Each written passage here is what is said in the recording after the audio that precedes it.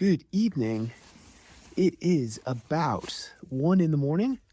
It's about 1 degree Fahrenheit outside, and I, as you can see, have decided to go camping. And not only that, I decided to pack a whole bunch of thermometers with me that log every minute because I wanted to see what part of my sleep system actually contributes the most warmth while I'm sleeping. I've set up a thermometer to log outside my tent. I've set up some thermometers to log inside my tent. I've set up a thermometer to log between my sleeping bag and my top layer. And finally, I have a thermometer between my skin and my base layer. We're going to take a couple hours to go to sleep before I have to get up in the morning and see what happens for science. Totally normal thing to do. All right, I'm going to bundle up, go to sleep, and in the morning we'll check out the data together and see what happened. All right, good night. Oh, all right, good morning or afternoon, I guess. To be quite honest, it's been a couple weeks now. I kind of got sidetracked, but I've got the data. So let's check out the data from the night out in the cold and let's see what the thermometer said. I'll put up the graph on the screen right now and we'll go through it together. Outside temperature, on average, it was about 0 degree Fahrenheit for the entire night. And that really makes the rest of the calculations and averages and stuff on this graph really easy to compare. So kind of lucked out on that. So quite the cold night. Thankfully, I had a 0 degree limit rated bag. So perfect. That's perfect to see if my specific bag is appropriate for the conditions. We'll get to that in a second. So inside temperature of the tent. This was kind of surprising to me. On average, the inside temperature of the tent was 12.76 degrees Fahrenheit. And that was a little surprising to me. I didn't think I would have guessed that the tent held so much of my warmth. And this warmth is probably coming out from two places, right?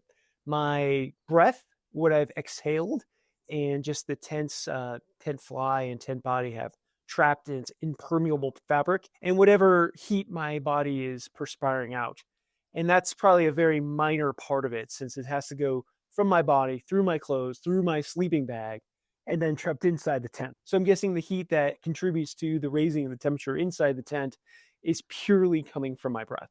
Kind of cool, kind of cool. And the ambient interior temperature of my tent did fluctuate a little bit during the night, mostly from when I left the tent to answer the call of nature and opened up the door and let in cooler or colder air inside my tent, which mixed in with the air that was already in there. But once I settled in, especially later on in the night, it really did seem to hold pretty level. And that was kind of cool to see as well. Now let's go to the sleeping bag itself. How much did the sleeping bag retain in warmth between the interior of the sleeping bag and my clothes? Well, according to the thermometers, on average, the temperature between my clothes and the sleeping bag was around 74 degrees Fahrenheit, which seems like a pretty comfortable temperature to be lying around and trying to go to sleep. Not too hot, not too cold. And kind of amazingly, this is almost 62 degrees warmer than the interior of the tent itself. So I was using a very large 0 degree sleeping bag to get this temperature retention. So this all kind of tracks, but quite amazing. That's a lot of heat being trapped inside the sleeping bag. So if you're wondering if sleeping bags work, yes, they definitely do, and here's some proof. And the temperature inside my sleeping bag that I was recording did change quite a bit during the night. And I think I can attribute that to a few things. One is getting up a couple times during the night. So some warm air was being released just from opening and closing flaps or just moving around or tossing and turning. And it does look like once I got into a deep sleep during the later part of the night, it did sort of average out and be kind of steady. 62 degrees temperature difference. It's pretty crazy.